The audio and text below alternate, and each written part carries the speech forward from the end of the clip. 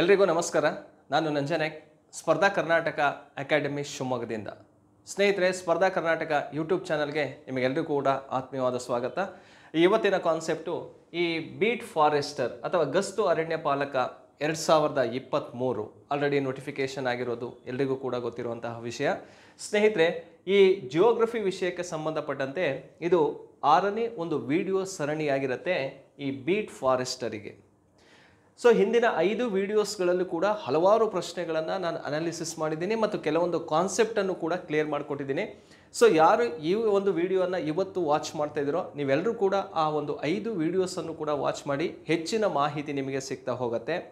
ಹಾಗೆ ಸ್ನೇಹಿತರೆ, ಸ್ಪರ್ಧಾ ಕರ್ನಾಟಕ ಅಕಾಡೆಮಿ ಶಿವಮೊಗ್ಗದಲ್ಲಿ ಇದೇ ಜನವರಿ 1ನೇ ತಾರೀಕು 2024ರಿಂದ ಆನ್ಲೈನ್ ಬ್ಯಾಚಸ್ಸನ್ನು ನಾವು ಸ್ಟಾರ್ಟ್ ಮಾಡ್ತಾ ಇದ್ದೀವಿ. ಸೊ ಬಹಳಷ್ಟು ಜನರು ಆನ್ಲೈನ್ ಡಿಮ್ಯಾಂಡನ್ನು ಮಾಡ್ತಾ ಇದ್ದೀರಿ. ಸೊ ನಿಮಗೋಸ್ಕರವಾಗಿ ಈ ಒಂದು ಆನ್ಲೈನ್ ಕ್ಲಾಸಸ್ಸನ್ನು ಹೊಸ ವರ್ಷದಿಂದ ಇದೇ ಜನವರಿ 1, 2024 ನಾವು ಸ್ಟಾರ್ಟ್ ಮಾಡ್ತಾ ಇದ್ದೀವಿ. ಅದ್ರ ಬಗ್ಗೆ ನಿಮಗೆ ಹೆಚ್ಚಿನ ಮಾಹಿತಿ ಏನಾದ್ರು ಬೇಕಿದ್ರೆ ಇಲ್ಲಿರುವಂತಹ ನಂಬರಿಗೆ ಕಾಲ್ ಮಾಡಿ 9071673831 ಅಥವಾ 9071673832 ನಂಬರಿಗೆ ಕಾಲ್ ಮಾಡಿ ಈ ಆನ್ಲೈನ್ ಬಗ್ಗೆ ಹೆಚ್ಚಿನ ಮಾಹಿತಿಯನ್ನು ತಿಳ್ಕೊಳ್ರಿ ಅಂತ ಹೇಳ್ತಾ, ಹಾಗೆ ಶಿವಮೊಗ್ಗ ಸ್ಪರ್ಧಾ ಕರ್ನಾಟಕ ಯೂಟ್ಯೂಬ್ ಚಾನಲ್ಗೆ ಯಾರು ನೀವು ಸಬ್ಸ್ಕ್ರೈಬ್ ಆಗಿಲ್ವೋ ದಯಮಾಡಿ ಎಲ್ಲರೂ ಸಬ್ಸ್ಕ್ರೈಬ್ ಆಗಿ ಬೆಲ್ ಬಟನ್ ಒತ್ತಿ ನೋಟಿಫೈ ಆಗಿ ಅಂತ ಹೇಳ್ತಾ ಇವತ್ತು 6ನೇ ವಿಡಿಯೋ ಸರಣಿಯ ಮೊದಲನೇ ಪ್ರಶ್ನೆಗೆ ಹೋಗೋಣ. ಸ್ನೇಹಿತರೆ ನೋಡಿ, ಕರ್ನಾಟಕದಲ್ಲಿ ಪ್ರಥಮವಾಗಿ 1932ರಲ್ಲಿ ವಿಮಾನ ಸಂಪರ್ಕ ಪಡೆದ ಊರು ಯಾವುದು ಅಂತ ಇದೆ.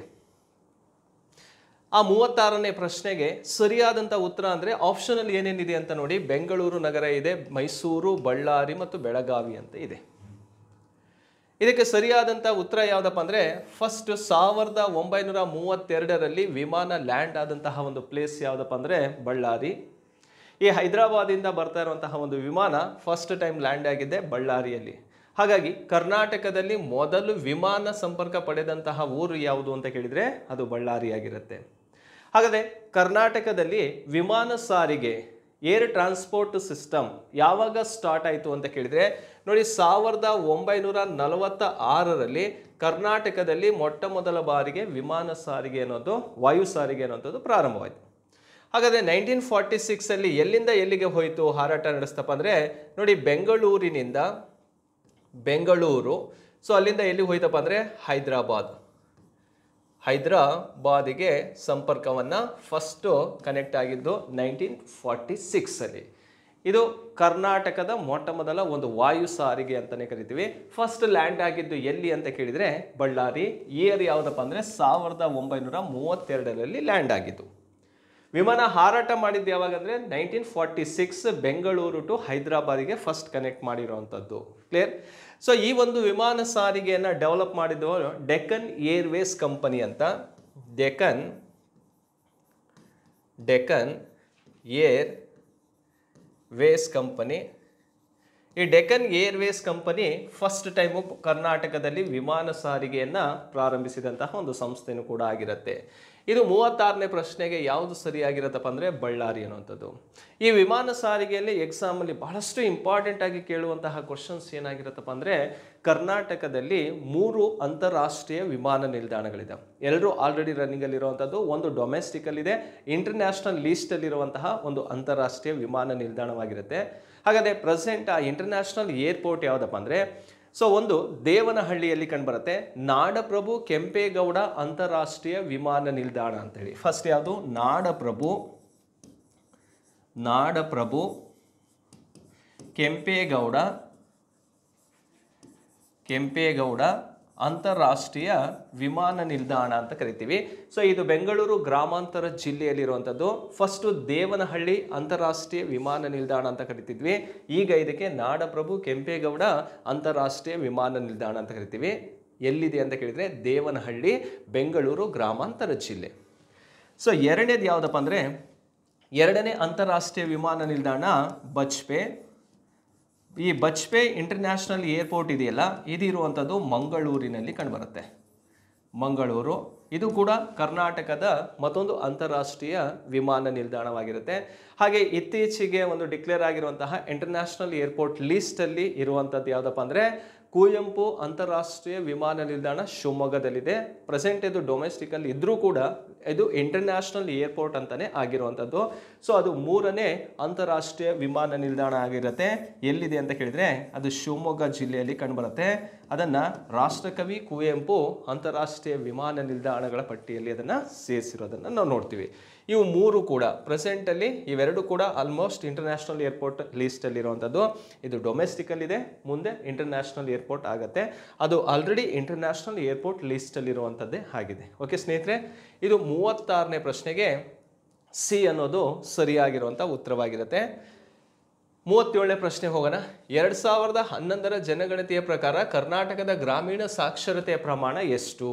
ಓಕೆ, ರೂರಲ್ ಲಿಟ್ರಸಿ ರೇಟ್ ಎಷ್ಟು ಅಂತ ಕೇಳ್ತೇನೆ. ಗ್ರಾಮೀಣ ಸಾಕ್ಷರತೆಯ ಪ್ರಮಾಣ ಎಷ್ಟು ಆಸ್ ಪರ್ 2011 ಸೆನ್ಸಸ್ ಎಷ್ಟಿದೆ ಗ್ರಾಮೀಣ ಸಾಕ್ಷರತೆ ಪ್ರಮಾಣ ಅಂತ ಕೇಳಿದ್ರೆ ನೋಡಿ 59.60, 68.86, 65.46, 63% ಅಂತ ಇದೆ.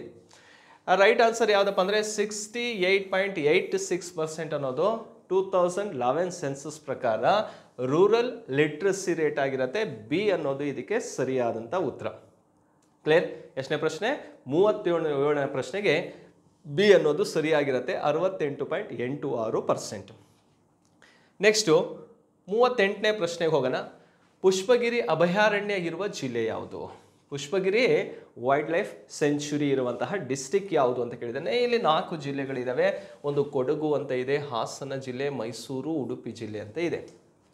ಇದಕ್ಕೆ ಸರಿಯಾಗಿರುವಂತಹ ಉತ್ತರ ಯಾವುದಪ್ಪ ಅಂದರೆ ಕೊಡಗು ಜಿಲ್ಲೆಯಲ್ಲಿ ಕಂಡುಬರುತ್ತೆ ಪುಷ್ಪಗಿರಿ ವೈಲ್ಡ್ ಲೈಫ್ ಸೆಂಚುರಿ. ಈ ಕೊಡಗು ಜಿಲ್ಲೆಯಲ್ಲಿ ಯಾವ್ಯಾವ ವನ್ಯಜೀವಿ ಧಾಮಗಳು ಕಂಡುಬರ್ತಾವಂತನೂ ಕೂಡ ಗೊತ್ತಿರಬೇಕಾಗತ್ತೆ. ಆಲ್ರೆಡಿ ಒಂದಂತೂ ಕ್ಲಿಯರ್ ಆಯಿತು, ಪುಷ್ಪಗಿರಿ ಅನ್ನುವಂಥದ್ದು ಯಾವ ಜಿಲ್ಲೆಯಲ್ಲಿದೆ? ಕೊಡಗು ಜಿಲ್ಲೆಯಲ್ಲಿ ಕಂಡುಬರುತ್ತೆ. ಅದು ಬಿಟ್ಟರೆ ಮತ್ಯಾವುದಿದೆಯಪ್ಪ ಅಂದರೆ ಬ್ರಹ್ಮಗಿರಿ ಅಂತ ಕಂಡುಬರುತ್ತೆ.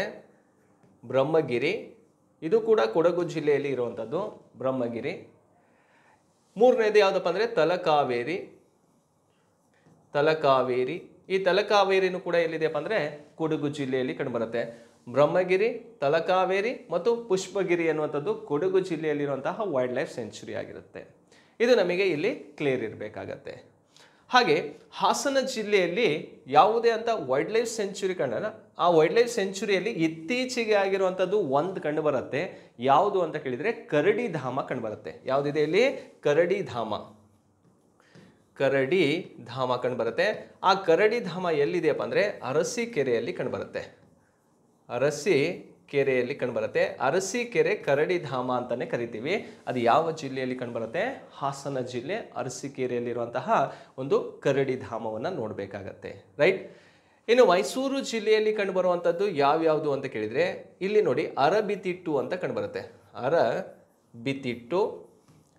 ಈ ಅರಬಿತಿಟ್ಟು ಎನ್ನುವಂಥದ್ದು ಏನಾಗಿರುತ್ತಪ್ಪ ಅಂದರೆ ಬರ್ಡ್ ಸೆಂಚುರಿ, ಪಕ್ಷಿಧಾಮವಾಗಿರುತ್ತೆ. ಮತ್ತೊಂದು ನುಗು ವನ್ಯಜೀವಿ ಧಾಮ ಕಂಡುಬರುತ್ತೆ. Nugu wild life century WLS ವನ್ಯಜೀವಿ ಧಾಮ ಕಂಡುಬರುತ್ತೆ. ಯಾವ ಜಿಲ್ಲೆ? ಮೈಸೂರು. ಹಾಗೆ ಉಡುಪಿ ಜಿಲ್ಲೆಗೆ ಸಂಬಂಧಪಟ್ಟಂತೆ ಇಲ್ಲೂ ಕೂಡ ಕೆಲವೊಂದು ವನ್ಯಜೀವಿ ಧಾಮಗಳು ಕಂಡುಬರ್ತವೆ ವೈಲ್ಡ್ ಲೈಫ್ ಸೆಂಚುರಿ. ಒಂದು ಮೂಕಾಂಬಿಕಾ ಅಂತ ಕಂಡುಬರುತ್ತೆ. ಮೂಕಾಂಬಿಕಾ. ಸೊ ಮೂಕಾಂಬಿಕಾ WLS ಇರುವಂತಹ ಒಂದು ಡಿಸ್ಟ್ರಿಕ್ಟ್ ಯಾವುದಪ್ಪ ಅಂದರೆ ಉಡುಪಿ ಜಿಲ್ಲೆಯಲ್ಲಿ. ಎರಡನೇದು ಯಾವುದಪ್ಪ ಅಂದರೆ ಸೋಮೇಶ್ವರ ಅಂತ ಒಂದು ಕಂಡುಬರುತ್ತೆ. ಸೋಮೇಶ್ವರ. ಈ ಸೋಮೇಶ್ವರ ವೈಲ್ಡ್ ಲೈಫ್ ಸೆಂಚುರಿ ಇರುವಂತಹ ಡಿಸ್ಟಿಕ್ಕು ಕೂಡ ಯಾವುದಾಗಿರುತ್ತಪ್ಪ ಅಂದರೆ ಉಡುಪಿ ಜಿಲ್ಲೆ ಆಗಿರುತ್ತೆ. ನೋಡಿ ಸ್ನೇಹಿತರೆ, ಎಲ್ಲ ಜಿಲ್ಲೆಯಲ್ಲೂ ಒಂದಲ್ಲ ಒಂದು ವೈಲ್ಡ್ ಲೈಫ್ ಸೆಂಚುರಿಗಳು ಇದ್ದೇ ಇರ್ತವೆ. ಸೊ ಕರ್ನಾಟಕದಲ್ಲಿರುವಂತಹ ವನ್ಯಜೀವಿ ಧಾಮಗಳನ್ನು ನೋಡಿ ಈ ರೀತಿ ಪ್ರಶ್ನೆಗಳನ್ನು ಅನಾಲಿಸಿಸ್ ಮಾಡ್ತಾ ಹೋದಾಗ ಎಲ್ಲ ವನ್ಯಜೀವಿ ಧಾಮಗಳು ನಮಗೆ ಕ್ಲಿಯರ್ ಆಗ್ತಾ ಹೋಗ್ತವೆ. ಹಾಗಾದರೆ ಸ್ನೇಹಿತರೆ 38ನೇ ಪ್ರಶ್ನೆಗೆ ಪುಷ್ಪಗಿರಿ ಅನ್ನುವಂಥದ್ದು ಯಾವ ಜಿಲ್ಲೆಯಲ್ಲಿರೋದು? ಕೊಡಗು ಜಿಲ್ಲೆಯಲ್ಲಿದೆ. ಇದಕ್ಕೆ ಸರಿ ಉತ್ತರ. ನೆಕ್ಸ್ಟ್ ಹೋಗೋಣ 39ನೇ ಪ್ರಶ್ನೆಗೆ. ಒಂದು ಹೆದ್ದಾರಿಯಲ್ಲಿ ಸಂಚರಿಸುವಾಗ ಅರ್ಥ ಮಾಡ್ಕೊಳ್ಳಿ, ಒಂದು ಹೆದ್ದಾರಿಯಲ್ಲಿ ಸಂಚರಿಸುವಾಗ ಕಿಲೋಮೀಟರ್ ಕಲ್ಲಿಗೆ ಬಿಳಿಯ ಗುರುತನ್ನ ಮಾಡಿದ್ದಾರೆ. ವೈಟ್ ಕಲರನ್ನು ಹಾಕಿದ್ದಾರೆ. ಆ ಬಿಳಿಯ ಬಣ್ಣ ಬಳದಿದ್ದರೆ ಮತ್ತು ಕಿಲೋಮೀಟರ್ ಕಲ್ಲಿನ ಮೇಲಿನ ಅರೆ ವೃತ್ತಾಕಾರಕ್ಕೆ ಹೊಳೆಯುವಂತಹ ಯಾವ ಬಣ್ಣವನ್ನು ಬಳದಿದ್ದಾರೆ? ಹಸಿರು ಬಣ್ಣದಿಂದ ಕಾಣಿಸ್ತಾ ಇದೆ. ಹಾಗಾದರೆ ಅದು ಯಾವ ಹೆದ್ದಾರಿಗೆ ಸಂಬಂಧಿಸಿದೆ? ಪ್ರಶ್ನೆ ಇಲ್ಲಿ ಕ್ಲಿಯರ್ ಇರಲಿ ನಮಗೆ. ಅವನು ಕೇಳಿರೋದು ಏನು? ಫಸ್ಟ್ ಒಂದು ಮಾರ್ಕ್ ಮಾಡ್ಕೊಳ್ಳೋಣ. ಇದು ಒಂದು ಕಲ್ಲಾಗಿರುತ್ತೆ. ಈ ಒಂದು ಅರ್ಧ ವೃತ್ತಾಕಾರವನ್ನು ನೋಡ್ತೀವಿ. ಸಂಚಿರುವ ಕಲ್ಲಿಗೆ ಬಿಳಿಯ ಗುರುತನ್ನು ಮಾಡಿದ್ದಾರೆ. ಸೊ ಇದು ಯಾವ ಕಲರ್ ಇದೆ? ಇದು ಬಿಳಿಯ ಬಣ್ಣದಲ್ಲಿ ಕಾಣಿಸ್ತಾ ಇದೆ. ಸೊ ವೈಟನ್ನು ಮಾರ್ಕ್ ಮಾಡ್ಕೋಬೋದು. ಇದು ಬಿಳಿ ಬಣ್ಣದಲ್ಲಿ ಕಾಣಿಸ್ತಿದೆ. ಹಾಗಾದರೆ ಇದು ಬಿಳಿ ಬಣ್ಣದಲ್ಲಿದೆ ಅಂದಾಗ ಮೇಲ್ಭಾಗದಲ್ಲಿ ಯಾವ ಕಲರನ್ನು ಅವರು ಹೇಳಿರುವಂಥದ್ದು ನೋಡಿ, ಹಸಿರು ಬಣ್ಣ ಕಂಡುಬರುತ್ತೆ. ಇಲ್ಲಿ ನೋಡಿ, ಅರ್ಥ ಮಾಡ್ಕೊಳ್ಳಿ. ಕಲ್ಲಿನ ಮೇಲಿನ ಅರೆ ವೃತ್ತಾಕಾರ ಆಫ್ ಸರ್ಕಲ್ ಇದೆಯಲ್ಲ, ಅರೆ ವೃತ್ತಾಕಾರದಲ್ಲಿ ಯಾವ ಬಣ್ಣ ಇದೆಯಪ್ಪ ಅಂದರೆ ಹಸಿರು ಬಣ್ಣ ಕಾಣಿಸುತ್ತೆ. ಈ ಹಸಿರು ಬಣ್ಣ ಕಂಡುಬರುತ್ತೆ. ಹಾಗಾದರೆ ಇದು ಯಾವ ಹೆದ್ದಾರಿ ಅಂತ ಕೇಳಿರುವಂಥದ್ದು, ಯಾವ ನ್ಯಾಷನಲ್ ಹೈವೇ ಅಂತೇಳಿ ಕೇಳಿರುವಂಥದ್ದು. ಕ್ಲಿಯರ್? ಆಪ್ಷನಲ್ಲಿ ನೋಡಿ ಏನೇನಿದೆ: ರಾಜ್ಯ ಹೆದ್ದಾರಿ, ರಾಷ್ಟ್ರೀಯ ಹೆದ್ದಾರಿ, ಜಿಲ್ಲಾ ಹೆದ್ದಾರಿ, ಗ್ರಾಮೀಣ ರಸ್ತೆಗಳಂತ ಇದೆ. ಸೊ ಇದಕ್ಕೆ ಸರಿಯಾದಂಥ ಉತ್ತರ ಯಾವುದಪ್ಪ ಅಂದರೆ ಇದು ಸ್ಟೇಟ್ ಹೈವೇ ಆಗಿರುತ್ತೆ, ರಾಜ್ಯ ಹೆದ್ದಾರಿ ಅಂತ ಕರಿತೀವಿ. ಎಲ್ಲಿ ವೈಟ್ ಮತ್ತು ಗ್ರೀನ್ ಕಲರ್ ಕಾಣಿಸುತ್ತೋ ಅದು ಸ್ಟೇಟ್ ಹೈವೇ, ರಾಜ್ಯ ಹೆದ್ದಾರಿ ಆಗಿರುತ್ತೆ. ಈ ನಾಲ್ಕನ್ನು ಕೂಡ ಅರ್ಥ ಮಾಡಿಕೊಂಡ್ರೆ ಫಿನಿಶ್ ಆಗಿಬಿಡುತ್ತೆ ಎಲ್ಲವೂ ಕೂಡ ಹೆದ್ದಾರಿಗಳ ಬಗ್ಗೆ. ಹೇಗೆ ನೋಡಿ, ಒಂದಂತೂ ನಮಗೆ ಕ್ಲಿಯರ್ ಆಯಿತು, ಇದು ಯಾವುದಪ್ಪ ಅಂದರೆ SH ಅಂತ ಕರಿತೀವಿ, ಸ್ಟೇಟ್ ಹೈವೇ ಆಗಿರುತ್ತೆ. ಇನ್ನು 3 ಯಾವುದು ನೋಡಿ, ಇಲ್ಲೇ ನೋಡಿಬಿಡೋಣ. ಸೇಮ್ ಇಲ್ಲೆಲ್ಲವೂ ಕೂಡ ಯಾವ ಬಣ್ಣದಲ್ಲಿರುತ್ತೆ? ಇಲ್ಲಿ ವೈಟ್ ಕಲರಲ್ಲಿರುತ್ತೆ. ಈ 4ಅನ್ನು ಒಂದೇ ಕಡೆ ಮಾರ್ಕ್ ಮಾಡಿಬಿಡ್ತೀನಿ. ಇಲ್ಲೂ ಕೂಡ ವೈಟ್ ಕಲರಲ್ಲಿ ಕಾಣಿಸುತ್ತೆ. ಸೊ ಇದು ಕೂಡ ವೈಟ್ ಕಲರಲ್ಲಿ ಕಂಡುಬರುತ್ತೆ. ಸೊ ಅದನ್ನು ವೈಟಲ್ಲೇ ತೋರಿಸ್ಬಿಡೋಣ ಯಾವ ಬಣ್ಣದಲ್ಲಿ ಕಾಣಿಸುತ್ತೆ. ಕ್ಲಿಯರ್? ಇದು ಯಾವ ಬಣ್ಣದಲ್ಲಿದೆ? ವೈಟು. ಇದು ಕೂಡ ವೈಟು, ಇದು ಕೂಡ ವೈಟು. ಸೊ ಈ ಮೇಲ್ಗಡೆ ಏನಾಗುತ್ತೆ, ಬಣ್ಣಗಳು ಚೇಂಜ್ ಆಗ್ತಾ ಹೋಗ್ತವೆ. ಆ ಮೇಲ್ಗಡೆ ಬಣ್ಣಗಳನ್ನು ಬದಲಾವಣೆ ಮಾಡ್ತಾ ಹೋಗೋದಾದರೆ ಇಲ್ಲಿ ನೋಡಿ, ರಾಜ್ಯ ಹೆದ್ದಾರಿ ಅಂತ ಕೇಳಿದಾಗ ಬಿಳಿ, ವೈಟ್. ರಾಜ್ಯ ಹೆದ್ದಾರಿ ಅಂತ ಕೇಳಿದರೆ ಯಾವ ಕಲರಲ್ಲಿ ಕಾಣಿಸುತ್ತಪ್ಪ ಅಂದರೆ ವೈಟ್ ಇದೆ. ಸೊ ಕೆಳಗ ಭಾಗ, ಮೇಲ್ಭಾಗದಲ್ಲಿ ಯಾವುದಿದೆ? ಗ್ರೀನ್. ವೈಟ್ ಆ್ಯಂಡ್ ಗ್ರೀನ್ ಇತ್ತಂದರೆ ಸ್ಟೇಟ್ ಹೈವೇ. ನೆಕ್ಸ್ಟ್ ನೋಡಿ, ವೈಟ್ ಆ್ಯಂಡ್ ಯೆಲ್ಲೋ ಕಲರ್ ಇತ್ತಂದರೆ, ಹಳದಿ ಇತ್ತಂದರೆ, ಯೆಲ್ಲೋ ಕಲರ್ ಹಳದಿ ಇತ್ತಂದರೆ ಇದು ನ್ಯಾಷನಲ್ ಹೈವೇ NH ಆಗಿರುತ್ತೆ. ಸೊ ನೆಕ್ಸ್ಟ್ ನೋಡಿ, ವೈಟ್ ಆ್ಯಂಡ್ ಬ್ಲಾಕ್ ಅಥವಾ ಡಾರ್ಕ್ ಬ್ಲೂ ಕಲರಲ್ಲಿ ಇತ್ತಂದರೆ, ವೈಟ್ ಆ್ಯಂಡ್ ಬ್ಲಾಕ್ ಇತ್ತಂದರೆ ಅದು ಯಾವ ಹೈವೇ ಆಗಿರುತ್ತಪ್ಪ ಅಂದರೆ DH ಆಗಿರುತ್ತೆ, ಅಂದರೆ ಡಿಸ್ಟಿಕ್ ಹೈವೇ, ಜಿಲ್ಲಾ ಹೆದ್ದಾರಿ. ಸೊ ವೈಟ್ ಆ್ಯಂಡ್ ಆರೆಂಜ್ ಕಂಡು ಬರುತ್ತೆ, ಕಿತ್ತಲೆ ಬಣ್ಣವನ್ನು ನೋಡ್ತೀವಿ. ಅದು ಯಾವ ಹೆದ್ದಾರಿ ಆಗಿರುತ್ತಪ್ಪ ಅಂದರೆ RR ರೋಡ್ಸ್ ಅಂತ ಕರಿತೀವಿ, ಅಂದರೆ ಗ್ರಾಮೀಣ ರಸ್ತೆಗಳು ಅಂತ ಕರಿತೀವಿ. ಇನ್ನೊಂದು ಸಲ ಅರ್ಥ ಮಾಡ್ಕೊಳ್ಳಿ. ರಾಷ್ಟ್ರೀಯ ಹೆದ್ದಾರಿ ಅಂದರೆ ಯಾವ್ದು ಕಂಡು ಬರುತ್ತೆ? ಯೆಲ್ಲೋ ಮತ್ತು ವೈಟ್ ಕಲರಲ್ಲಿ ಕಾಣಿಸುತ್ತೆ. ಸ್ಟೇಟ್ ಹೈವೇ ಅಂತ ಅಂದರೆ ಗ್ರೀನ್ ಮತ್ತು ವೈಟ್ ಇರುತ್ತೆ. ಡಿಸ್ಟಿಕ್ ಹೈವೇ ಅಂದರೆ ಬ್ಲಾಕ್ ಮತ್ತು ವೈಟ್ ಇರುತ್ತೆ. RR ರೋಡ್ ಗ್ರಾಮೀಣ ರಸ್ತೆ ಅಂದರೆ ಆರೆಂಜ್ ಮತ್ತು ಯಾವ ಕಲರ್ ಇರುತ್ತೆ? ವೈಟ್ ಬಣ್ಣದಲ್ಲಿ ಕಂಡುಬರುತ್ತೆ. ಇಲ್ಲಿ ಕೆಳಭಾಗದಲ್ಲಿ ಆಲ್ಮೋಸ್ಟ್ ಯಾವುದು ವೈಟೇ ಕಂಡುಬರೋದು, ಮೇಲ್ಗಡೆ ಮಾತ್ರ ಈ ವೃತ್ತಾಕಾರದಲ್ಲಿರುವಂಥದ್ದು ಆಫ್ ಸರ್ಕಲ್ ಏನಿದೆಯಲ್ಲ ಅಲ್ಲಿ ಕಲರ್ ಚೇಂಜ್ ಮಾಡ್ತಾ ಹೋಗ್ತಾರೆ. ಇದನ್ನು ನಾವು ಈ ರೀತಿಯಾಗಿ ರಾಷ್ಟ್ರೀಯ ಹೆದ್ದಾರಿಗಳ ಬಣ್ಣಗಳನ್ನು ಕೂಡ ಗುರುತು ಮಾಡಬೇಕಾಗತ್ತೆ. ಅವನು ಕೇಳಿರುವಂಥದ್ದು ವೈಟ್ ಮತ್ತು ಗ್ರೀನ್ ಆಗಿರೋದ್ರಿಂದ ಯಾವ ಸ್ಟೇಟ್ ಹೈವೇ ಆಗಿರುತ್ತೆ? ರಾಜ್ಯ ಹೆದ್ದಾರಿ ಆಗಿರುತ್ತೆ, ಸ್ಟೇಟ್ ಹೈವೇ ಅಂತ ಕರಿತೀವಿ. 39ನೇ ಪ್ರಶ್ನೆಗೆ ಇದು ಸರಿಯಾಗಿರುತ್ತೆ. ಹಾಗಾದರೆ 40ನೇ ಪ್ರಶ್ನೆ ಹೋಗೋಣ ಸ್ನೇಹಿತರೆ. ಆ 40ನೇ ಪ್ರಶ್ನೆಯಲ್ಲಿ ಏನಿದೆ? ಕರ್ನಾಟಕದಲ್ಲಿ ತಾಮ್ರ ಸಿಗುವಂತಹ ಜಿಲ್ಲೆಗಳು ಯಾವುದು?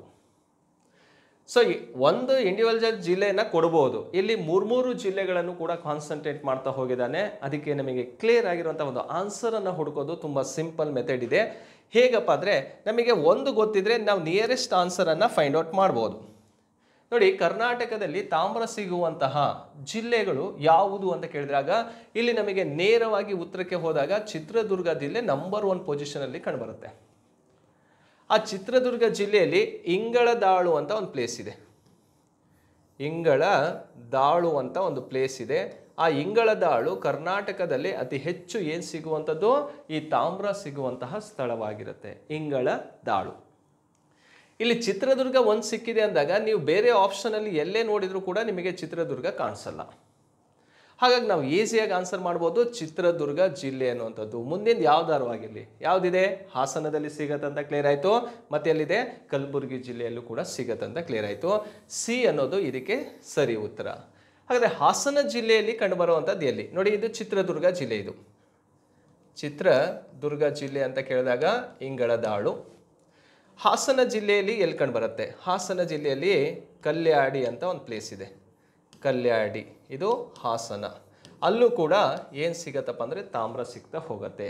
ನೋಡಿ, 40ನೇ ಪ್ರಶ್ನೆಗೆ ಸಿ ಅನ್ನೋದು ಸರಿಯಾಗಿರುವಂಥ ಉತ್ತರ. 41ನೇ ಪ್ರಶ್ನೆ ಹೋಗೋಣ. ನಿತ್ಯ ಹರಿದ್ವರ್ಣ ಕಾಡುಗಳು, ಎವರ್ಗ್ರೀನ್ ಫಾರೆಸ್ಟ್, ಬೆಳೆಯಲು ಬೇಕಾದಂತಹ ವಾಯುಗುಣ, ಕ್ಲೈಮೆಟಿಕಲ್ ಕಂಡೀಷನ್ ಹೇಗಿರಬೇಕು ಅಂತ ಕೇಳಿದ. ಓಕೆ, ಸೊ ಇಲ್ಲಿ ನೋಡಿ ಫಸ್ಟ್ ಆಪ್ಷನಲ್ಲಿ ಏನಿದೆ, ಮಳೆ 200 ಸೆಂಟಿಮೀಟರ್ಗಿಂತ ಜಾಸ್ತಿ ಇರಬೇಕು ಅಂತ ಕೇಳಿದ್ದಾನೆ. ಎವರ್ಗ್ರೀನ್ ಫಾರೆಸ್ಟ್ ಡೆವಲಪ್ ಆಗಬೇಕಂದ್ರೆ, ನಿತ್ಯ ಹರಿದ್ವರ್ಣ ಕಾಡುಗಳು ಬೆಳಿಬೇಕಂದ್ರೆ ಅದಕ್ಕೆ ಮಳೆ ಪ್ರಮಾಣ ಎಷ್ಟಿರಬೇಕಪ್ಪ ಅಂದರೆ ಅಬೌಟ್ 250 ಅಥವಾ 200 ಸೆಂಟಿಮೀಟರ್ ಇರಬೇಕು. ನಾವು ಜನರಲಿ ನೋಡಿದಾಗ ಇದನ್ನು ಸ್ಟಡಿ ಮಾಡೋದಾದರೆ 200ರಿಂದ 250 ಸೆಂಟಿಮೀಟರ್ ರೈನ್ಫಾಲ್ ಅಂತಲೇ ಓದ್ತೀವಿ ನಾವು. ಬಟ್ ಅವ್ನು ಕೊಟ್ಬಿಟ್ಟಿದ್ದಾನೆ ಅಬೌಟ್ 200 ಸೆಂಟಿಮೀಟರ್ ಅಂತ ಕೊಟ್ಟಿದ್ದಾನೆ. ಹಾಗಾಗಿ ಒಂದೇದು ಸರಿ. ಸೆಕೆಂಡ್ ಒನಿಗೆ ಬನ್ನಿ. ಉಷ್ಣತೆ 25ರಿಂದ 27 ಡಿಗ್ರಿ ಸೆಂಟಿಗ್ರೇಡ್ ಅಷ್ಟು ಇರಬೇಕಂತ. ಇದು ಎವರ್ಗ್ರೀನ್ ಫಾರೆಸ್ಟ್ ಆಲ್ಮೋಸ್ಟ್ ಡೆವಲಪ್ ಆಗುವಂಥದ್ದು ಹೈ ಟೆಂಪ್ರೇಚರ್ ಇರಬೇಕು. ಹೈ ರೈನ್ಫಾಲ್, ಹೈ ಟೆಂಪ್ರೇಚರ್, ಹೆಚ್ಚು ಮಳೆ, ಹೆಚ್ಚು ಉಷ್ಣಾಂಶವನ್ನು ಹೊಂದಿರಬೇಕು. ಅಲ್ಲಿ ನಿತ್ಯ ಹರಿದ್ವರ್ಣ ಕಾಡುಗಳು ಕಂಡುಬರ್ತಾವೆ. ಹಾಗಾದರೆ ಹೆಚ್ಚು ಉಷ್ಣಾಂಶ ಅಂದರೆ ನಾರ್ಮಲ್ ಟೆಂಪ್ರೇಚರ್ ಏನಿರುತ್ತೆ ಇಲ್ಲಿ 25ರಿಂದ 27 ಡಿಗ್ರಿ ಅಷ್ಟು ಟೆಂಪ್ರೇಚರ್ ಕಂಪಲ್ಸರಿ ಇರಲೇಬೇಕು. ಹಾಗಾಗಿ ಸೆಕೆಂಡ್ ಒನ್ನು ಕೂಡ ರೈಟ್ ಆಯ್ತು ಇದಕ್ಕೆ ಕೇಳಿರುವಂಥ ಪ್ರಶ್ನೆಗೆ. ಮೂರನೇದೇನು, ಸರಾಸರಿ ವಾರ್ಷಿಕ 80ರಷ್ಟು ತೇವಾಂಶವನ್ನು ಹೊಂದಿರುತ್ತೆ. ಹ್ಯುಮಿಡಿಟಿ ಎಷ್ಟು ಇರಬೇಕು ಅಂತ ಕೇಳಿದರೆ 80%. ಹೌದು, ಆ ಭಾಗದಲ್ಲಿ ಮಳೆಯ ಪ್ರಮಾಣ ಜಾಸ್ತಿ ಆಗಿರೋದ್ರಿಂದ ತೇವಾಂಶನೂ ಕೂಡ ಏನಾಗಿರುತ್ತೆ, ಹೆಚ್ಚಾಗಿರುತ್ತೆ. ಈ ಕೊಟ್ಟಿರುವಂತಹ 3 ಆಪ್ಷನ್ಗಳು ಸರಿಯಾಗಿರೋದ್ರಿಂದ ಇಲ್ಲಿ ನಾವು ಫೈಂಡ್ ಔಟ್ ಮಾಡೋದು ಭಾಳಷ್ಟು ಈಸಿ ಆಗುತ್ತೆ. ನೋಡಿ, ಕೇವಲ ಎ ಮತ್ತು ಸಿ ಅಂತ ಕೊಟ್ಟಿದ್ದಾನೆ. ಇಲ್ಲಿ ಎ ಮತ್ತು ಸಿ ಇಲ್ಲ, 3 ಸರಿ. ಎ ಬಿ ಸಿ 3 ಸರಿ ಇದಾವೆ. ಬಿ ಮತ್ತು ಸಿ ಅಂತ ಕೊಟ್ಟಿದ್ದಾನೆ, ಯಾವುದು ಹೊಂದಿಕೆ ಆಗಲ್ಲ ಅಂತ ಕೊಟ್ಟಿದ್ದಾನೆ. ಎಲ್ಲ ಹೊಂದಿಕೆ ಆಗ್ತವೆ. ಹಾಗಾಗಿ ಸರಿಯಾದಂಥ ಉತ್ತರ ಯಾವುದು? ಎಲ್ಲವೂ ಹೊಂದಿಕೆ ಆಗುತ್ತದೆ. ಎಲ್ಲವೂ ಕೂಡ ಸರಿಯಾಗಿರುವಂಥದ್ದು. ಡಿ ಅನ್ನೋದು ಇದಕ್ಕೆ ಸರಿಯಾದಂಥ ಉತ್ತರ 41ನೇ ಪ್ರಶ್ನೆಗೆ. 42ನೇ ಪ್ರಶ್ನೆಗೆ ಹೋಗೋಣ ಸ್ನೇಹಿತರೆ. ಅತಿ ದೊಡ್ಡ ರಾಷ್ಟ್ರ ಯಾವುದು ಅಂತ ಕೊಟ್ಟಿದ್ದಾನೆ. ಲಾರ್ಜೆಸ್ಟ್ ಕಂಟ್ರಿ ವರ್ಡ್ ಅಂತ ಏನು ಯೂಸ್ ಮಾಡಿಲ್ಲ. ಅತಿ ದೊಡ್ಡ ರಾಷ್ಟ್ರ ಯಾವುದು ಅಂತ ಸಿಂಪಲ್ ಕ್ವಶನ್ಸನ್ನು ಒಂದು ರೈಸ್ ಮಾಡಿದ್ದಾನೆ. ಪ್ರಪಂಚದಲ್ಲಿ ಅಂತ ಕೇಳಿದರೆ ನಮಗೆ ಕ್ಲಿಯರ್ ಆಗುತ್ತೆ. ಆದರೂ ಕೂಡ ಕೊಟ್ಟಿರೋ ಆಪ್ಷನನ್ನು ನೋಡಿ, ರಷ್ಯಾ, ಕೆನಡಾ, ಚೀನಾ, USA ಅಂತ ಇದೆ. ಓಕೆ, ಇದರಲ್ಲಿ ಸರಿಯಾಗಿರುವಂಥ ಉತ್ತರ ಯಾವುದಪ್ಪ ಅಂದರೆ ಎಲ್ರಿಗೂ ಕೂಡ ಬೇಸಿಕ್ ನಾಲೆಡ್ಜ್ ಇದ್ದೇ ಇರುತ್ತೆ. ರಷ್ಯಾ ಅನ್ನೋದು ಅತಿ ದೊಡ್ಡ ರಾಷ್ಟ್ರವಾಗಿರುತ್ತೆ. ಹಾಗಾದರೆ ಪ್ರಪಂಚದ ಅತಿ ದೊಡ್ಡ ರಾಷ್ಟ್ರಗಳ ಪಟ್ಟಿಯನ್ನು ನೋಡಿದಾಗ ರಷ್ಯಾ ಮೊದಲನೇ ಸ್ಥಾನದಲ್ಲಿದ್ದರೆ ಭಾರತ ಎಷ್ಟನೇ ಸ್ಥಾನದಲ್ಲಿದೆ ಅಂತ ಕೇಳ್ತಾನೆ. ಭಾರತ ಇರೋದು 7th largest country in the world, 7ನೇ ದೊಡ್ಡ ರಾಷ್ಟ್ರ. ಫಸ್ಟ್ ರಷ್ಯಾ ಇದೆ, ಭಾರತ 7ನೇ ಸ್ಥಾನದಲ್ಲಿದೆ. ಮಧ್ಯದಲ್ಲಿರುವಂಥ ರಾಷ್ಟ್ರಗಳು ಯಾವುದು? ಆ ಮಧ್ಯದಲ್ಲಿರುವಂಥ ರಾಷ್ಟ್ರಗಳನ್ನು ಫಸ್ಟೇ ನಾವು ಅದರ ಫಸ್ಟ್ ಲೆಟರನ್ನು ರೈಸ್ ಮಾಡ್ಕೊಂಡ ಹೋದರೆ ಆ ಫಸ್ಟ್ ಲೆಟರಲ್ಲಿ ಯಾವ್ಯಾವ್ದು ಕಂಡು ಬರ್ತಾವಪ್ಪ ಅಂದರೆ ಫಸ್ಟ್ ಒಂದು ರಷ್ಯಾ ಕಂಡು ಬರುತ್ತೆ. ನೋಡ್ರಪ್ಪಿ, ರಷ್ಯಾ. ಸೊ ಎರಡನೇ ರಾಷ್ಟ್ರ ಯಾವುದು ಅಂತ ಕೇಳಿದರೆ ಕೆನಡಾ. ಸೊ ಮೂರನೇ ರಾಷ್ಟ್ರ ಯಾವುದಿದೆಯಪ್ಪ ಅಂದರೆ ಚೀನಾ. ನೆಕ್ಸ್ಟ್ 4ನೇ ರಾಷ್ಟ್ರ ಯಾವುದಪ್ಪ ಅಂದರೆ USA, ಅಮೇರಿಕಾ. ನೋಡಿ, ರುಕ್ಕು ಅಂತ ಕರಿತೀವಿ. ನೆಕ್ಸ್ಟ್ 5ನೇ ರಾಷ್ಟ್ರ ಯಾವುದಪ್ಪ ಅಂದರೆ ಬಿ ಅಂತ ಬರುತ್ತೆ. ಅಂದರೆ ಯಾವ ರಾಷ್ಟ್ರ? ಬ್ರೆಜಿಲ್. ಕ್ಲಿಯರ್. ನೆಕ್ಸ್ಟ್ 7ನೇ ರಾಷ್ಟ್ರ ಯಾವುದಪ್ಪ ಅಂದರೆ ಎ ಕಂಡು ಬರುತ್ತೆ. ಅಂದರೆ ಆಸ್ಟ್ರೇಲಿಯಾ. ಎಷ್ಟನೇದು ಇದು? 6th, 6ನೇ ರಾಷ್ಟ್ರ. ನೆಕ್ಸ್ಟು 7ನೇದು ಯಾವುದಪ್ಪ ಅಂದರೆ ಇಂಡಿಯಾ. ರುಕ್ಕು ಬಾಯಿ ಅಂತ ಕರೀತಾರೆ. ಇದು ಭಾರತ. ಕ್ಲಿಯರ್, ಭಾರತ. ಸೊ ಪ್ರಪಂಚದ ದೊಡ್ಡ ರಾಷ್ಟ್ರ ರಷ್ಯಾ. ಪ್ರಪಂಚದಲ್ಲೇ ಭಾರತದ ಸ್ಥಾನ ಎಷ್ಟು? 7ನೇ ಅತಿ ದೊಡ್ಡ ರಾಷ್ಟ್ರವಾಗಿರುತ್ತೆ. ಸೊ ಇದು ವರ್ಲ್ಡ್ ಪೊಸಿಷನಲ್ಲಿ ನಾವು ಇದನ್ನು ಅರ್ಥ ಮಾಡ್ಕೊಂಡು ಹೋದರೆ ಪ್ರಪಂಚದ ಅತಿ ಚಿಕ್ಕ ರಾಷ್ಟ್ರ ಯಾವುದು? ವ್ಯಾಟಿಕನ್ ಸಿಟಿ ಅಂತ ಕಂಡುಬರುತ್ತೆ. ಯಾವುದು? ವ್ಯಾಟಿಕನ್ ಸಿಟಿ ಅಂತ ಕಂಡುಬರುತ್ತೆ. ಇಟಲಿಯ ರೋಮಲ್ಲಿ ಇರುವಂತಹ ಒಂದು ಸಿಟಿ ವ್ಯಾಟಿಕನ್ ಸಿಟಿ. ಇದು ಪ್ರಪಂಚದ ಅತಿ ಚಿಕ್ಕ ರಾಷ್ಟ್ರವಾಗಿರುತ್ತೆ. ಲಾರ್ಜೆಸ್ಟ್, ಸ್ಮಾಲೆಸ್ಟ್ ಇಂಡಿಯನ್ ಪೊಸಿಷನ್ ಎಷ್ಟು ಅನ್ನೋದು ನಮಗೆ ಈ ಪ್ರಶ್ನೆಯಿಂದ ಕ್ಲಿಯರ್ ಆಗುತ್ತೆ. 42ನೇ ಪ್ರಶ್ನೆಗೆ ಎ ಸರಿ ಉತ್ತರ. ಕಾರಂಜ ಅಣೆಕಟ್ಟು ಇರುವ ಜಿಲ್ಲೆ ಯಾವುದು ಅಂತ ಕೇಳಿದ್ದಾನೆ. ಕಾರಂಜ ಡ್ಯಾಮ್ ಇರುವಂಥದ್ದು ಯಾವ ಡಿಸ್ಟಿಕ್ಕಲ್ಲಿ? ಬೀದರ್ ಅಂತ ಕೇಳಿದ್ದಾನೆ, ಬಿಜಾಪುರ, ಬೆಳಗಾವಿ ಮತ್ತು ಕಲಬುರ್ಗಿ ಅಂತ ಕೇಳಿದ್ದಾನೆ ಆಪ್ಷನಲ್ಲಿ. ಕ್ಲಿಯರ್. ಸೊ ಇದಕ್ಕೆ ಸರಿಯಾದಂಥ ಉತ್ತರ ಯಾವುದಪ್ಪ ಅಂದರೆ ಬೀದರ್ ಜಿಲ್ಲೆಯಲ್ಲಿ ಕಂಡುಬರುತ್ತೆ ಕಾರಂಜ. ಈ ಕಾರಂಜ ಜಲಾಶಯ ಬೀದರ್ ಜಿಲ್ಲೆಯಲ್ಲಿ ಕಂಡುಬರುವಂತಹ ಒಂದು ಡ್ಯಾಮ್. ಆದರೆ ಬೀದರ್ ಜಿಲ್ಲೆಯಲ್ಲಿ ಎಲ್ಲಿದೆ ಅಂತ ಕೇಳಿದರೆ ಅದು ಬಾಲ್ಕಿ ತಾಲೂಕಿನಲ್ಲಿ ಕಂಡುಬರುತ್ತೆ. ಬೀದರ್ ಜಿಲ್ಲೆ ಬಾಲ್ಕಿ ತಾಲೂಕು. ಆ ಬಾಲ್ಕಿ ತಾಲೂಕಿನಲ್ಲಿ ಯಾವ ಹಳ್ಳಿ ಅಂತ ಕೇಳಿದರೆ ಬ್ಯಾಲಹಳ್ಳಿ ಎಂಬಲ್ಲಿ ಕಂಡುಬರುತ್ತೆ. ಕ್ಲಿಯರ್. ಬೀದರ್ ಜಿಲ್ಲೆ ಬಾಲ್ಕಿ ತಾಲೂಕಿನ ಬ್ಯಾಲಹಳ್ಳಿ ಎಂಬಲ್ಲಿ ಕಾರಂಜ ಜಲಾಶಯ ಕಂಡುಬರುತ್ತೆ. ಸರಿ, ಕಾರಂಜ ಜಲಾಶಯ ಎನ್ನುವಂಥದ್ದು ಕಾರಂಜ ಅಂತ ಕೇಳಿದ್ರೆ ಯಾವ ನದಿಯ ಉಪನದಿ ಅಂತ ಗೊತ್ತಿರಬೇಕು. ಇದು ಮಾಂಜ್ರಾ ನದಿಯ ಉಪನದಿ ಆಗಿರುತ್ತೆ ಕಾರಂಜ. River Manjra tributary Karanja. ಮಾಂಜ್ರಾ ಯಾವ ನದಿಯ ಉಪನದಿ ಅಂತ ಕೇಳಿದರೆ ಇದು ಗೋದಾವರಿ ನದಿಯ ಉಪನದಿ. ಗೋದಾವರಿ ನೋಡಿ ಇಲ್ಲಿ ಇಷ್ಟು ಹೇಗಿರುತ್ತೆ. ಗೋದಾವರಿ ಉಪನದಿ ಮಾಂಜ್ರದ ಉಪನದಿ ಯಾವುದು? ಕಾರಂಜ ಅಂಥೇಳಿ. ಸೊ ಈ ಮೂರು ನದಿಗಳ ಜಲಾನಯನ ಪ್ರದೇಶ ಕರ್ನಾಟಕದಲ್ಲಿ ಎಲ್ಲಿದೆ ನೋಡಿ. ಗೋದಾವರಿ ನದಿಯ ಜಲಾನಯನ ಪ್ರದೇಶ ಕರ್ನಾಟಕದ ಯಾವ ಜಿಲ್ಲೆಯಲ್ಲಿ ಮಾತ್ರ ಕಂಡುಬರುತ್ತೆ ಅಂದರೆ ಅದು ಕೇವಲ ಬೀದರ್ ಜಿಲ್ಲೆಯಲ್ಲಿ ಕಂಡುಬರುತ್ತೆ, ಮತ್ತು ಯಾವುದೇ ಜಿಲ್ಲೆಗೂ ಇದು ಸಂಬಂಧ ಇಲ್ಲ. ಸೊ ಹಾಗಾಗಿ ಕಾರಂಜ ಡ್ಯಾಮ್ ಎಲ್ಲಿದೆ, ಅದರ ಲೊಕೇಶನ್ ಏನು, ಅದರ ಯಾವ ನದಿಯ ಉಪನದಿ ಅನ್ನೋದು ನಮಗೆ ಕ್ಲಿಯರ್ ಆಯಿತು. ನೋಡಿ, ಬಿಜಾಪುರ ಜಿಲ್ಲೆಯಲ್ಲಿ ಅಥವಾ ವಿಜಯಪುರ ಜಿಲ್ಲೆಯಲ್ಲಿ ಆಲಮಟ್ಟಿ ಅಂತ ಜಲಾಶಯ ಕಂಡುಬರುತ್ತೆ. ಆಲಮಟ್ಟಿ ಡ್ಯಾಮ್ ಕಂಡುಬರುತ್ತೆ. ಈ ಆಲಮಟ್ಟಿ ಜಲಾಶಯ ಯಾವ ನದಿಗೆ ಕನ್ಸ್ಟ್ರಕ್ಟ್ ಆಗಿರೋದು ಅಂತ ಕೇಳಿದರೆ ಕೃಷ್ಣಾ ನದಿಗೆ ನಿರ್ಮಿಸಿರುವಂಥ ಒಂದು ಜಲಾಶಯ ಆಲಮಟ್ಟಿ ಡ್ಯಾಮ್. ಆಲಮಟ್ಟಿ ಡ್ಯಾಮಿಗೆ ಲಾಲ್ ಬಹದ್ದೂರ್ ಶಾಸ್ತ್ರಿ ಜಲಾಶಯ ಅಂತಲೂ ಕೂಡ ಕರೀತಾರೆ. ಓಕೆ, ಅದು ಬಿಜಾಪುರ ಜಿಲ್ಲೆಯಲ್ಲಿ. ಉತ್ತರ ಕರ್ನಾಟಕದ ಅತಿ ದೊಡ್ಡ ವಿವಿಧೋದ್ದೇಶ ನದಿ ಕಣಿವೆ ಯೋಜನೆ, largest multi river valley project in north Karnataka. Clear. ಕರ್ನಾಟಕದಲ್ಲಿ ಎರಡನೇ ಅತಿ ದೊಡ್ಡ ವಿವಿಧೋದ್ದೇಶ ನದಿ ಕಣಿವೆ ಯೋಜನೆ ಯಾವುದಪ್ಪ ಅಂದರೆ ಇದೇ ಕೃಷ್ಣ ಅಥವಾ ಆಲಮಟ್ಟಿ ಜಲಾಶಯವನ್ನು ಕಾನ್ಸಂಟ್ರೇಟ್ ಮಾಡಬೇಕಾಗತ್ತೆ. ನೋಡಿ, ಇದು ಬಿಜಾಪುರ ಜಿಲ್ಲೆಯ ಬಗ್ಗೆ ಗೊತ್ತಾಯಿತು. ಬೆಳಗಾವಿ ಜಿಲ್ಲೆಯಲ್ಲೂ ಕೂಡ ಕೆಲವೊಂದು ಜಲಾಶಯಗಳು ಕಂಡುಬರ್ತವೆ. ಬೆಳಗಾವಿ ಜಿಲ್ಲೆಯಲ್ಲಿ ಹಿಡಕಲ್ ಎನ್ನುವಂತಹ ಡ್ಯಾಮ್ ಕಂಡುಬರುತ್ತೆ. ಹಿಡಕಲ್, ಇದನ್ನು ರಾಜಲಕ್ಕಮ್ಮಗೌಡ ಜಲಾಶಯ ಅಂತಲೂ ಕೂಡ ಕರೀತಾರೆ. ಹಿಡಕಲ್ ಜಲಾಶಯ ಬೆಳಗಾವಿ ಜಿಲ್ಲೆ. ಯಾವ ನದಿ ಅಂತ ಕೇಳಿದರೆ ಇದು ಘಟಪ್ರಭಾ ನದಿ. ಯಾವ ನದಿ ಇದು? ಘಟಪ್ರಭಾ ನದಿಗೆ ನಿರ್ಮಿಸಲ್ಪಟ್ಟಂತಹ ಒಂದು ಜಲಾಶಯ ಹಿಡಕಲ್ ಡ್ಯಾಮ್. ಇದು ಬೆಳಗಾವಿ ಜಿಲ್ಲೆಯಲ್ಲಿರುವಂತಹ ಒಂದು ಜಲಾಶಯವಾಗಿರುತ್ತೆ. ಸ್ನೇಹಿತರೆ, 43ನೇ ಪ್ರಶ್ನೆಗೆ ಎ ಅನ್ನೋದು ಸರಿಯಾದಂತಹ ಉತ್ತರ.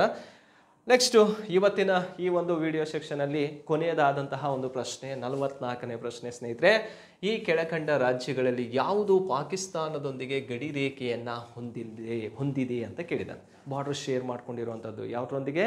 ಪಾಕಿಸ್ತಾನದೊಂದಿಗೆ. ಸೊ ಇದಕ್ಕೆ ಸರಿಯಾದಂತಹ ಉತ್ತರ ಗುಜರಾತ್ ಇದೆ, ರಾಜಸ್ಥಾನ್ ಇದೆ, ಪಂಜಾಬ್ ಇದೆ, ಎಲ್ಲವೂ ಕೂಡ ಸರಿ ಇದೆ, ಹೊಂದಿದೆ ಅಂತೇಳಿ ಕೇಳಿದ್ದಾನೆ. ಸೊ ಇದಕ್ಕೆ ಸರಿಯಾದಂಥ ಉತ್ತರ ಯಾವುದಪ್ಪ ಅಂದರೆ ಎಲ್ಲವೂ ಕೂಡ ಗಡಿಯನ್ನು ಹೊಂದಿರೋದನ್ನು ನೋಡ್ತೀವಿ. 44ನೇ ಪ್ರಶ್ನೆಗೆ ಡಿ ಅನ್ನೋದು ಸರಿ ಉತ್ತರವಾಗಿರುತ್ತೆ. ಸೊ ಇದನ್ನು ನಾವು ಒಂಚೂರು ಮ್ಯಾಪಲ್ಲೂ ಕೂಡ ನಾವು ಸ್ಟಡಿ ಮಾಡಿಕೊಂಡ್ರೆ ಭಾಳಷ್ಟು ಈಸಿ ಆಗುತ್ತೆ. ಯಾವ್ಯಾವ ಒಂದು ರಾಜ್ಯಗಳು ಯಾವ್ಯಾವ ರಾಷ್ಟ್ರದೊಂದಿಗೆ ಗಡಿಯನ್ನು ಹಂಚ್ಕೊಂಡಿದ್ದಾವಂತ ನಮಗೆ ಕ್ಲಿಯರ್ ಆಗುತ್ತೆ ಮ್ಯಾಪನ್ನು ನೋಡಿಬಿಟ್ರೆ. ಇಲ್ಲಿ ನೋಡಿ, ನಮಗೆ ಈ ಒಂದು ಮ್ಯಾಪ್ ಇಂಡಿಯನ್ ಮ್ಯಾಪಲ್ಲಿ ನೋಡ್ತಾ ಹೋದಾಗ ಇದು ಪಾಕಿಸ್ತಾನದೊಂದಿಗೆ ಯಾವ್ಯಾವ ಗಡಿ ಹಂಚ್ಕೊಂಡಿದೆ ನೋಡಿ. ಗುಜರಾತ್ ಇದೆ, ರಾಜಸ್ಥಾನ್ ಇದೆ, ಸೊ ಈ ಕಡೆ ಯಾವುದಿದೆ? ಪಂಜಾಬ್ ಇದೆ, ಇಲ್ಲಿ ಜಮ್ಮು ಕಾಶ್ಮೀರ್ ಇದೆ, ಈ ಕಡೆ ಲಡಾಖ್ ಇದೆ. 5 ಇದಾವೆ. 2 ಯೂನಿಯನ್ ಟೆರಿಟರೀಸ್ ಅಂದರೆ ಕೇಂದ್ರಾಡಳಿತ ಪ್ರದೇಶ, ಜಮ್ಮು ಕಾಶ್ಮೀರ್ ಮತ್ತು ಲಡಾಖ್ ಪಾಕಿಸ್ತಾನದೊಂದಿಗೆ ಗಡಿ ಹಂಚ್ಕೊಂಡಿದೆ.